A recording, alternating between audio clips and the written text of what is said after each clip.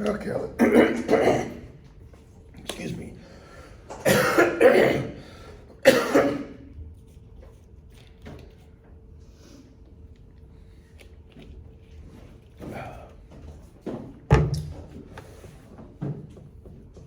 Let's pick up. Sorry, let's start with Hamlet. On 1237, in the 11th edition, you've got a little bit of background, and the introduction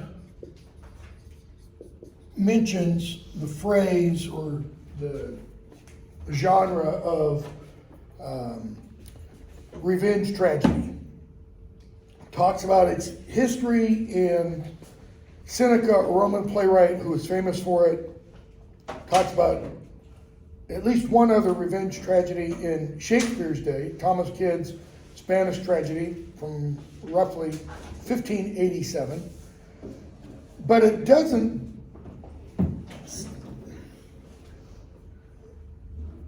say a whole lot about them, other than, the comment right after the Spanish tragedy is mentioned.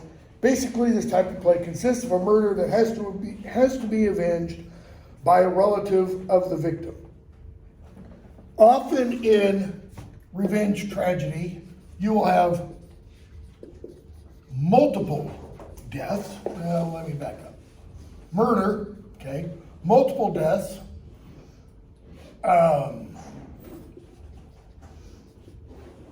Familial revenge, and you will often have, I'm going to put in parentheses, you'll often have ghosts or a ghost, okay? And the ghost or ghosts are usually the ones getting the member of the family to perform the act of vengeance or revenge. Notice at the very bottom, Hamlet subscribes to the basic ingredients of the formula, but it also transcends the conventions of revenge tragedy, because Hamlet contemplates not merely revenge, but suicide and the meaning of life itself. I'm going to get a better marker. Which is true. That is what Meyer has written there is true. But it's about a whole lot more than that. So, what did your introduction say? Contemplates not merely revenge, but suicide.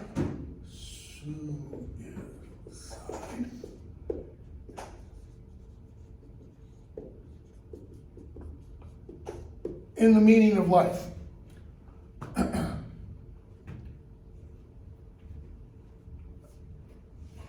I will kind of suggest, and you don't have to agree by any means, that Hamlet is largely a theological, just means about God, a theological and philosophical work, more than anything else. In fact, it's probably the most theological and philosophical play that Shakespeare ever wrote. In the 11th edition, we're on 1236, 1237. In the 10th edition, 1602 to 1626. All right.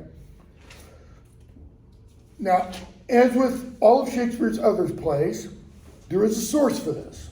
Multiple sources. The oldest one goes back to a guy named Hamlet. Saxo Grammaticus, Scandinavian author in the 13th, 14th century. I don't think your text mentions him.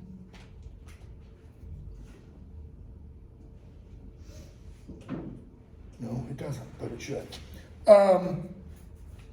Is our first reference to this character. It's also spelled sometimes the B is dropped out. Just M left. The H is not in the original. There's a movie that came out earlier this year, I think over the summer, called The Northman or The Norseman, something like that, starring Alexander Skarsgård, that's based on this story, okay? Very loosely, it's the same story as we have in Hamlet. And by the way, Hamlet is the same story as we have in what? Relatively modern, big Disney hit. Relatively modern, goes back to the 90s. Anybody know? Lion King? Lion King. Lion King is Hamlet updated in, the African natural world, so to speak, because you have Mufasa, aka Hamlet Sr., okay? The big difference there, though, is we don't see Hamlet Sr. alive in the play. And then you have Simba, who is Hamlet Jr., so to speak. Names aren't the same. And then you have Scar, who is Claudius, okay? Mufasa's mate, whose name I can't remember, is Gertrude, and the whole thing kind of follows relatively closely, except you don't end up with a whole bunch of dead lions on the screen at the end of the film, okay? So let's begin. You got a fairly lengthy list of dramatis personae. Okay, notice Hamlet's 1600. Shakespeare's son, Hamlet, died, I believe it was 1598, 1599, somewhere right around there. So just a year or so before Shakespeare writes this play. So you have Claudius, king of Denmark, Hamlet's son to the late, nephew to the present king, Polonius, Lord Chamberlain, that means the king's right-hand man. All right?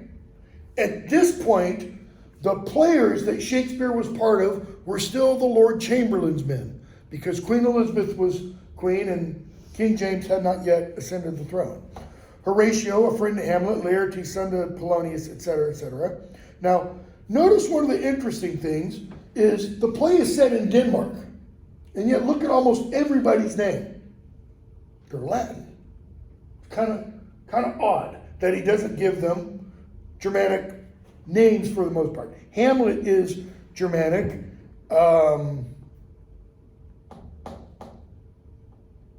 Really, none of the others are. Fortinbras, no, not even Fortinbras. Gertrude is Germanic. So, you have courtiers, Voltimand, Cornelius, Rosencrantz, and Guildenstern. Tom Stoppard wrote a play in the 1960s. Rosencrantz and Guildenstern are dead. It's one of the foremost plays kind of the whole theater of the absurd movement. And one of the things he kind of does in that play is he has the names go back and forth because it doesn't matter which one is which. They're both essentially identical. Okay? You have some officers.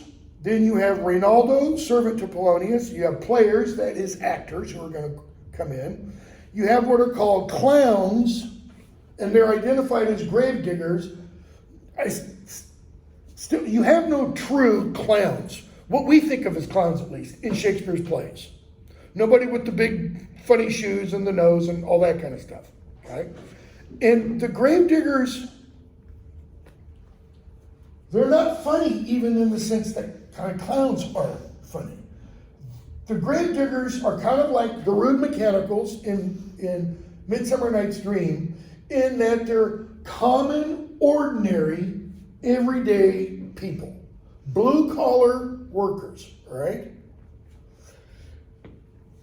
But they tend to be a little bit more profound than many of the, so to speak, educated folks. So, notice how the play begins. We're told Elsinore, a platform before the castle. Okay? A level space on the battlements of the royal castle at Elsinore, a Danish seaport, now Helsingor. That is, it's a real place, right? And Bernardo begins with a question. Who's there?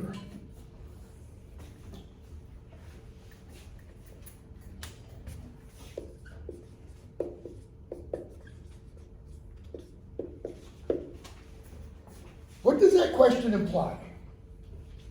Well, I mean, obviously it means he's asking, somebody's there, who is it?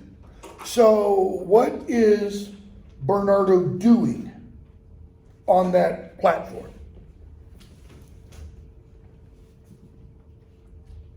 What's his purpose for being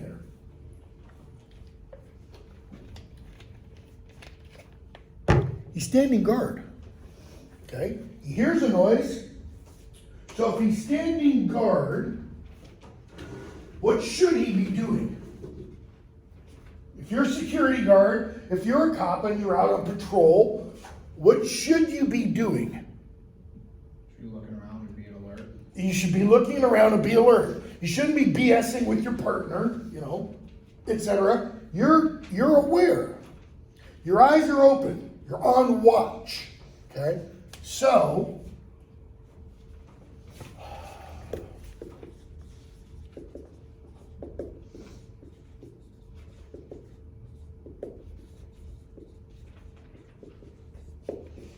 looking, watching, observing. We're going to have a line in the play. Somebody is going to refer to Hamlet as the most observed of all observers, or the observed of all observers. In what we're told, what is indicated before we get to that point is there's a lot of watching going on in Elsinore, Denmark, kind of writ large. And what's meant by that is everybody's watching everybody else. Okay? Francisco, nay, answer me. Stand and unfold yourself. Bernardo, long live the king. Bernardo, yes. You come most carefully upon your hour. That is pretty close to when you should be here, etc.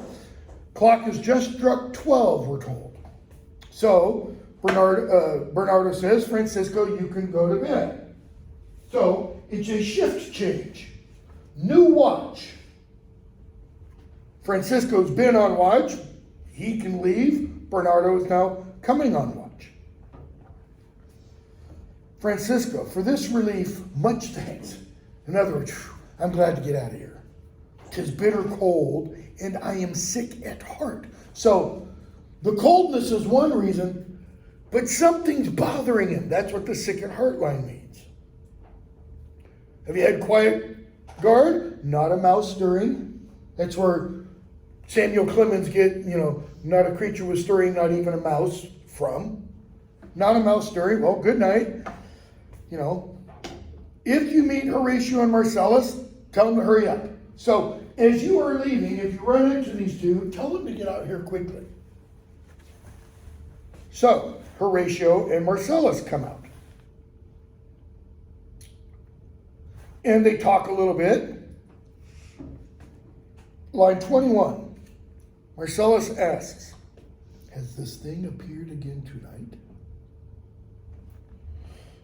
I have seen nothing, Bernardo says.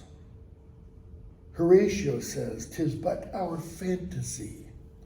Remember Theseus' speech about the dreamer's dreams. And he goes into that long discussion about imagination and how imagination creates things, right?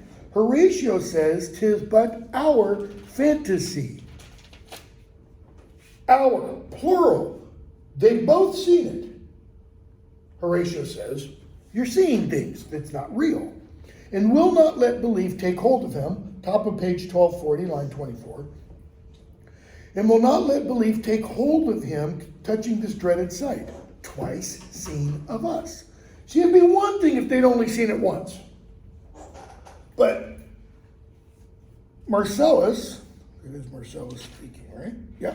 Marcellus says, Bernardo and I have seen this thing twice now. Therefore, I have entreated him along with us to watch the minutes of this night, that if again this apparition come, he may approve our eyes and speak to it. He doesn't believe us. That's why he will not let belief take hold of him. Why? What's Horatio want?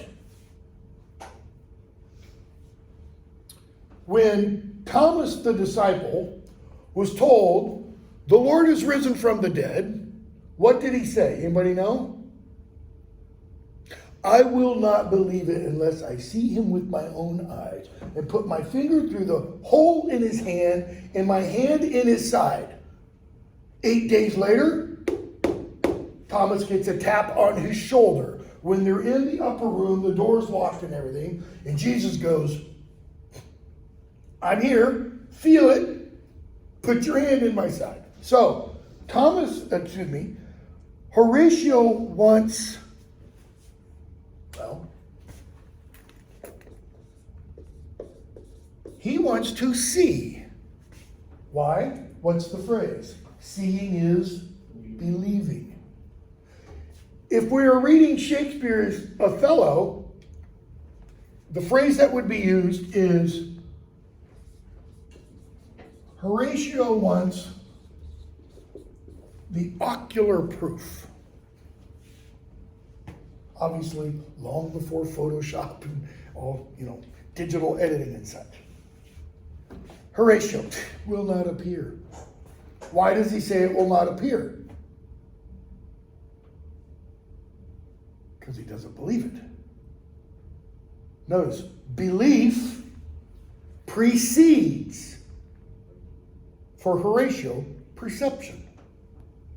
Rather than perception creates belief. The flip side of that is, because he hasn't seen it, he can't believe it. And we could go all the way back, if we wanted to a good man is hard to find. What did the misfits say? Jesus throwing everything off track. Why? He raised the dead. What's the misfits' problem? Notice he is misfit because he wasn't there to see it, he says. That's why he can't believe it. So, Bernardo says, sit down and let us tell you again what we've seen. Okay? So they start talking about it, and Bernardo says, when that same star was exactly where it is right now, and the ghost appears.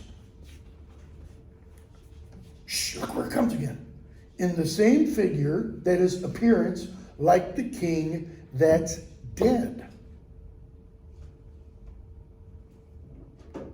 Hamlet Sr. Okay? So, Marcellus says to Horatio, thou art a scholar, speak to it, Horatio.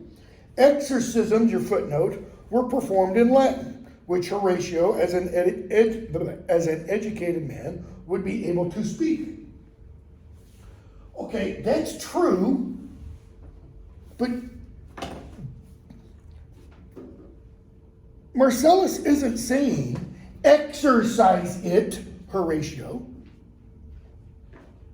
All he means is, you're a scholar, okay, you know Latin, so speak to this. Is he assuming the ghost is also going to speak Latin?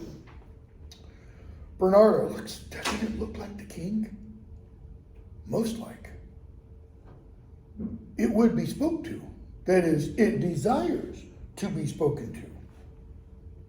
Notice your gloss. A ghost could not speak until spoken to. Kind of a popular myth. So, Marcellus again tells him to speak to it. What art thou that usurpst this time of night, together with that fair and warlike form, in which the majesty of buried Denmark did sometimes march? By heaven I charge thee. So, it asks this appearance a question. What are you, okay, that usurps this time of night. If you usurp something, what do? If Kamala Harris were to try to take control of the office of the presidency, she would be usurping it, all right? Because it's not hers. Her office is vice president. So when he says, what art thou that usurps this time of night, Horatio is saying, you don't belong here.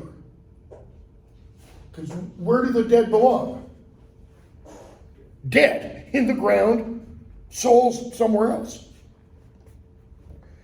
And notice, with that fair and warlike form, why do you look like the dead king? By heaven I charge thee. That is, I command you, in the name of heaven, speak. And we're told it is offended. Why? Because between I charge thee speak and it is offended, the ghost does something. Turns. Starts to move away. Okay? Horatio again. Stay, speak, speak. I charge thee, speak. And the ghost leaves. So, Bernardo. How now, Horatio? In other words, changing your tune? You tremble and look pale. Is not this something more than fantasy? Isn't this more than imagination? Why? Marcellus sees it, Bernardo sees it, Horatio sees it, they've spoken to it, and it turns away as a result of being spoken to. What do you think? Before my God, I might not disbelieve without the sensible and true avouch of mine own. Of mine eyes. Avouch. It's kind of like the proof. It is like the king. Is it not like the king as thou art to thyself? Notice what Horatio's response implies. Okay? Marcellus's question creates a simile. Is it not like the king? He doesn't ask, is it not the king? Horatio's response, as thou art to thyself, takes the simile out of the equation. It is as to the king as you are to yourself. Well, Marcellus is himself, ergo, Latin, this is the king. Such was the very armor he had on when he, the ambitious Norway, combated. So frowned he once, blah, blah, blah. Okay? They keep talking. So Marcellus wants to know, why are we on watch? What's up? What's going on? What kind of intelligence has been received that says apparently Denmark is in danger? So Horatio says, I can tell you. Beginning line 79 and following. Okay? And he goes on and he discusses what the previous king, Hamlet Sr., the dead king, okay, did previously, how he defeated Fortinbras of Norway in single combat, and the Fortinbras of Norway is not the Fortinbras, or Fortinbras, if you want, who's going to show up at the end of the play. It's that young prince's dead father. So Norway's king was named Fortinbras Sr. He's dead. Denmark's king was Hamlet Sr. He's dead. He killed Fortinbras Sr. Okay? So he says, and when Hamlet Sr. defeated Fortinbras Sr., a peace agreement kind of was created, etc., etc. But now the young Fortinbras, who's a bit full of himself, has come up with a bunch of lawless resolutions, and he's talking about making war on us. Therefore, the new king has kind of, raised the hue and cry and put us all on watch duty. All right. So, Horatio then says, because of that, line 104, 104. This, I take it, is the main motive of our preparations. The source of this our watch and the chief head of this post-haste and roamage in the land. Okay? Bustle, commotion, roaming around, etc. Bernardo, you're right, I think that is. And this may be the cause of this portentous figure. A portent is an indication of what kind of thing for the future. Let me give you an example. Have no idea what the government knows. Anybody know what the Department of Health and Human Services just issued a big, large purchase order for? $290 million worth. Anti-radiation drugs. And it's specific anti-radiation. It's for anti-radiation caused by nuclear explosion or nuclear accident. $290 million worth. Why did they issue that purchase order just a couple of days ago? I think it was just announced yesterday. Well, because crazy old Vlad Putin is rattling what? His nuclear sabers. I mean, I don't know if you're keeping track at all of what's going on in Ukraine and stuff. Russia's getting its freaking butt kicked. Okay? Russia, we used to think, we should know by now, not to trust CIA estimates because they've been wrong for the last 50 years. We used to think Russia had one of the greatest armies in the world. I mean, if they can't take Ukraine, it's way, way, way down there, you know, in terms of supposed fighting efficacy and all that kind of stuff. And the Russians are fleeing across the entire front. I mean, literally, white flag jumping up out of their tanks, out of their high-value vehicles, and running and just leaving them behind, okay? A lot of quote-unquote military pundits suggest that that's putting Putin in what kind of position? Right here. He's boxed into a corner. Okay? The areas his troops are fleeing from are areas that Russia has, in its mind, officially annexed. If it's officially annexed, what does that mean? It's part of Russia. So actions in those are therefore an attack on Russia. Russia has as part of its nuclear policy, any attack on Russia, on any part of Russia, will be met with an overwhelming, and so the United States has just ordered $90 million of anti-radiation stuff, okay? So, portent.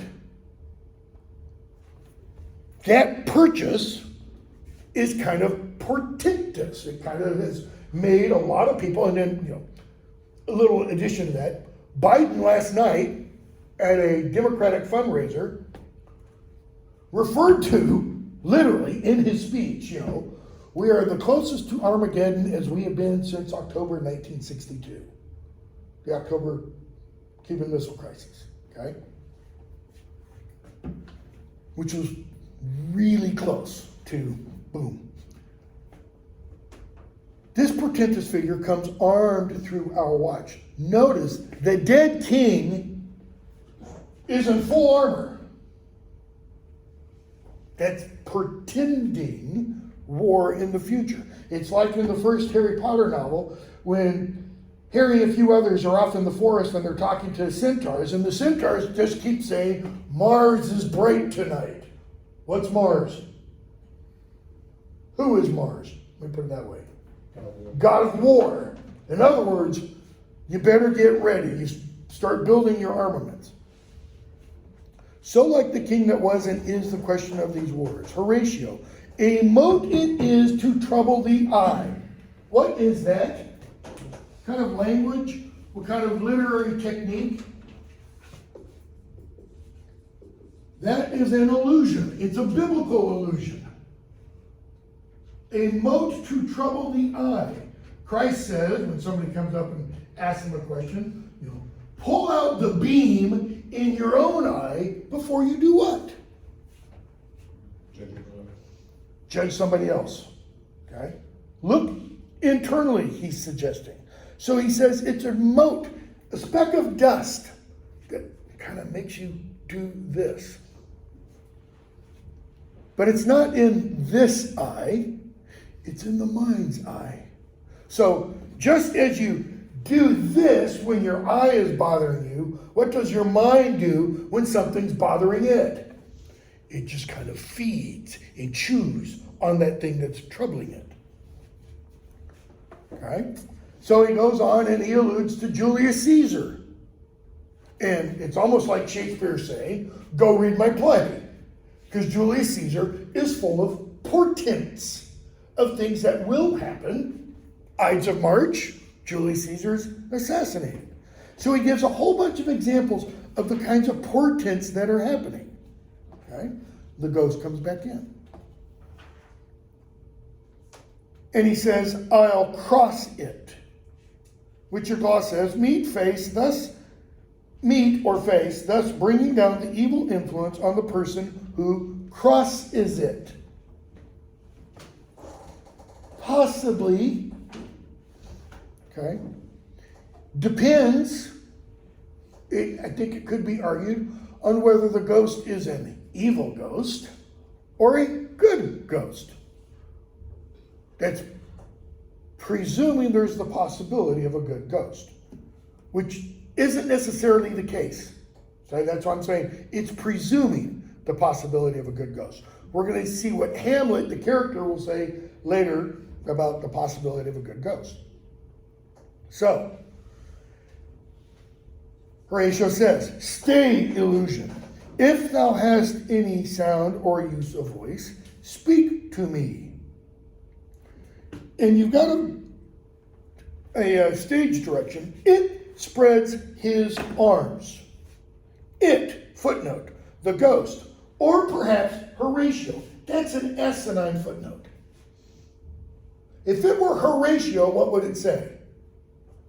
Horatio spreads his arms. No, it's the ghost that puts his arms out. If there be any good thing to be done that may to thee do ease, and grace to me speak. So, if there's anything I can do that will ease you somehow, that implies the ghost is what?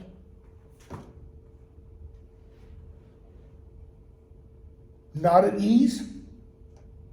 Kind of the definition of a ghost is somebody, let me rephrase that.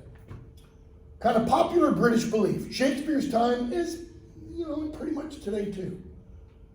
If there's a ghost, the ghost is here for a reason. What's the reason? It's unfinished business. Unfinished business of some sort. The ghost has left something undone. So, what can I do to help do what's left undone? What can I do to help ease your burden or suffering? Because every ghost has some kind of burden or suffering. But that's not all, notice. So, if I can do any good thing to ease your state, and will do grace to me, that will call down from heaven grace for me. Why? Because within Shakespeare's Christian belief, I don't think I ever wrote it what I meant to write originally. In Shakespeare's belief system, the Elizabethan belief system, doing good works, helping somebody is a means of earning grace. Okay? That's more Catholic than Protestant. Protestants pretty much said, doesn't matter what you do. The only way you're going to be saved is if God saves you, God chooses you. Catholics kind of said, because of faith. Catholics kind of said, we agree, faith is necessary, but you also have to do good works. That is, the faith has to be demonstrated somehow, all right? At some point, I don't want to do it yet. We're going to have to get into a little discussion of what's called Calvinism, the Calvinist theological beliefs and such. I wrote this here for a reason. I mentioned that this play is probably Shakespeare's most philosophical / theological. It's probably his most religious play. In it, he presents both Catholic belief and Protestant, and I'm going to narrow that, Calvinist belief, and I'll discuss that next week probably. So, speak to me. If thou art privy to thy country's fate, that is, if you know the future of what's going to happen to Denmark, speak. Or, so, first one, if I can ease your pain and do grace to myself, speak. If you know the future of what's going to happen to Denmark, and you're here to tell us that so that we can stop it, speak. Third possibility. Or if thou hast uphoarded in thy life extorted treasure in the womb of earth, for which they say you spirits oft walk in death, speak. If you've got buried treasure, that's literally what that means. Speak. What would be the significance of buried treasure? And if that is the case, what good would it do to tell Horatio?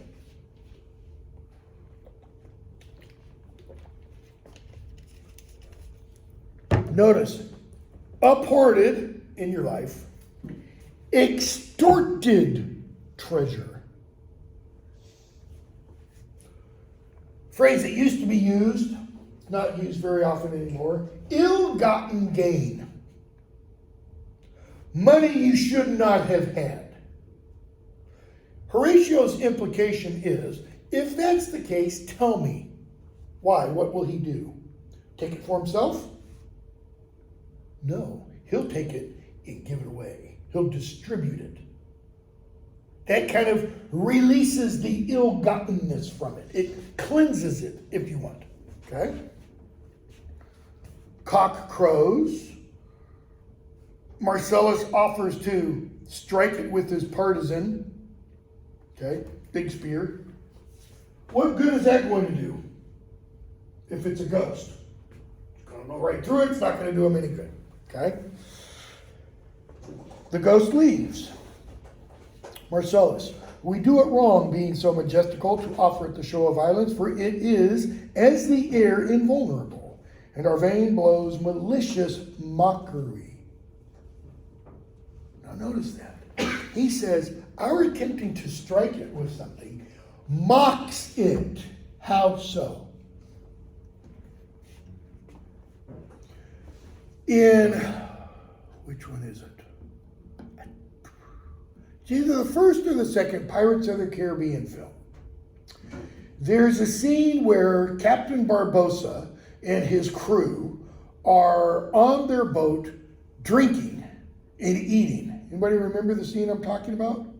He drinks and you see the liquid go down through him. And he takes a bite of an apple.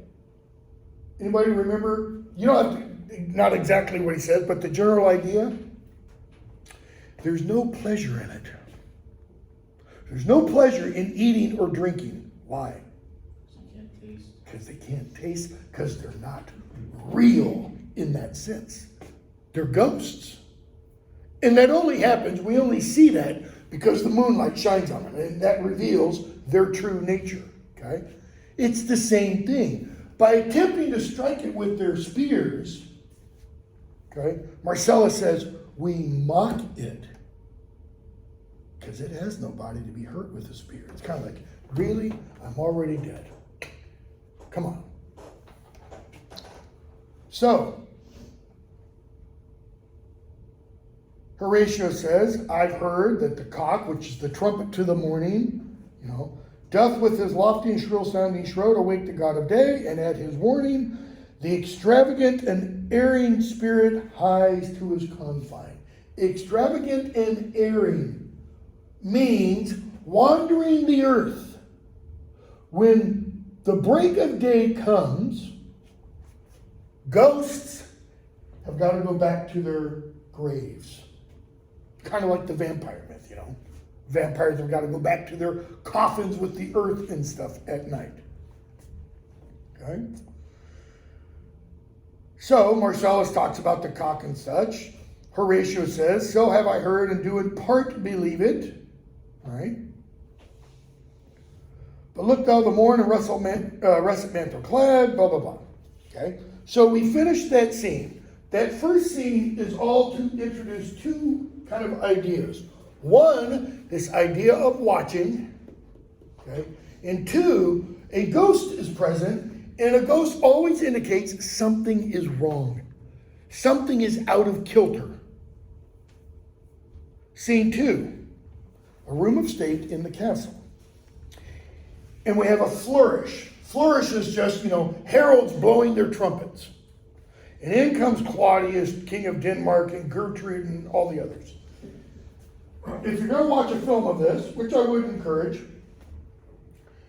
I think Kenneth Branagh's version of Hamlet does the best with this scene. I mean, it's just magnificently extravagant. Think of the recent Queen's death and the pageantry and all that.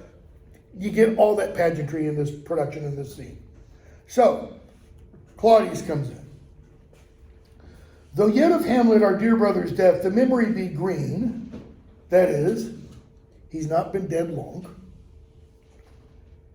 and that it us befitted to bear our hearts in grief and our whole kingdom to be contracted in one brow of woe, we all mourned for him, and the entire kingdom mourned. Witness the death of Queen Elizabeth, very similar.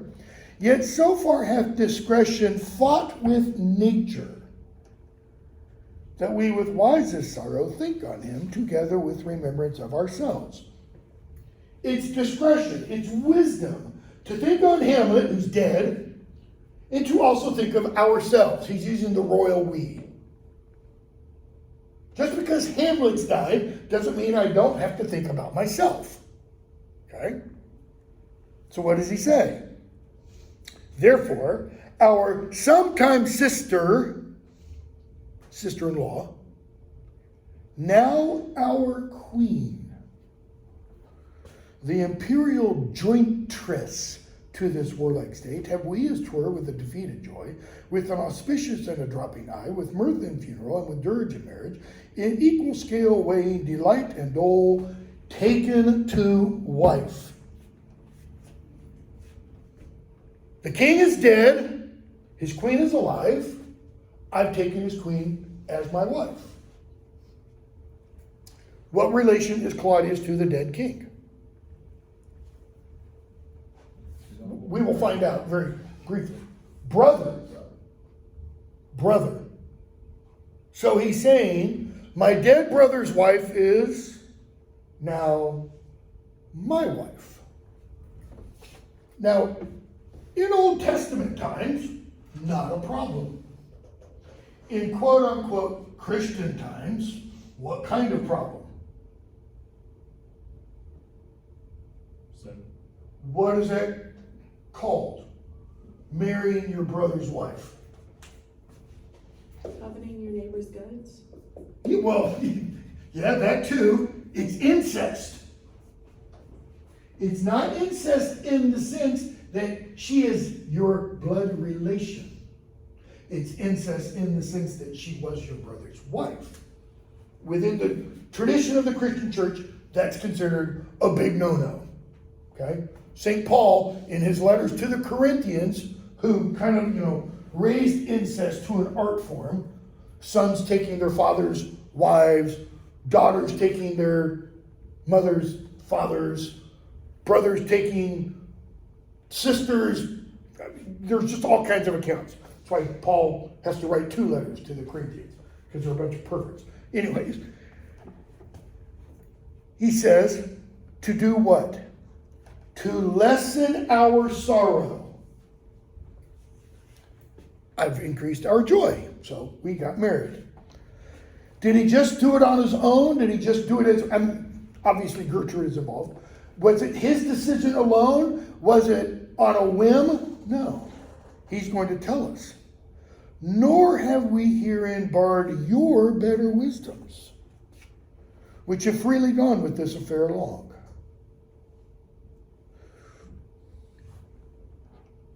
So you all agreed to this. All right? So what's he suggesting?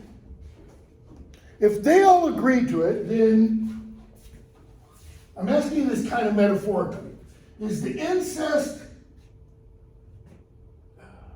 limited to Gertrude and Claudius?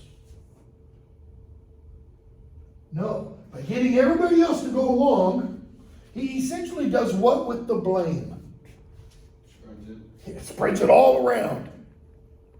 By spreading it all around, what does that do, let's say, to specifically, I guess you could say, Elsinore, and more generally, all of Denmark? Well, Hamlet's going to say a line later, something's rotten in the state of Denmark.